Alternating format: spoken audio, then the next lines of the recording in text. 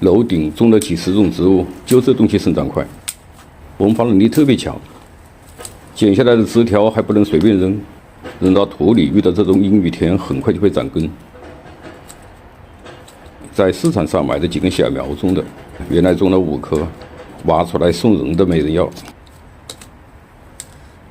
这种了也差不多10年吧，长这么粗，都快成精了。生长100年的金银花该是什么样？差不多10年时间，我在楼顶种养的黄金都长这么粗。有朋友说这不是金银花，是忍冬，这应该就是同一种东西吧？金银花特别耗水，而且它的生命力非常强。高温天气干到极限，浇点水又发芽。要是种的盆景有这种忍耐力该多好！剪了这些枝让它透透气，还有1个多月就开花了。金银花的生长特别需要阳光，尤其是开花的时候，底部的枝不见阳光是不会开花的。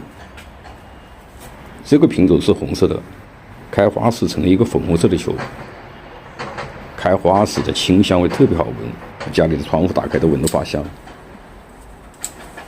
留下这一棵是专门为邻居们种的，据说开出来的花和藤熬水给宝宝们洗澡不长湿疹，开花的时候需要的都自己来摘。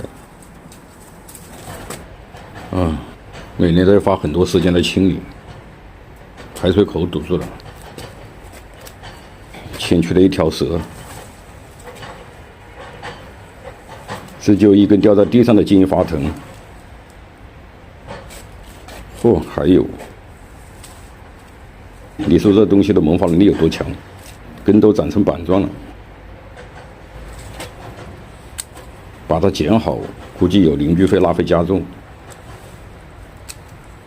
金银花种阳台不错，藤可以趴在防盗窗上。这东西要是能做丛林盆景该有多好！现成的，这些植物也是绕盖湾盆景的人，不想要的随机可得，想要的你买不到。我是三七龙茶，感谢您的收看，下期见。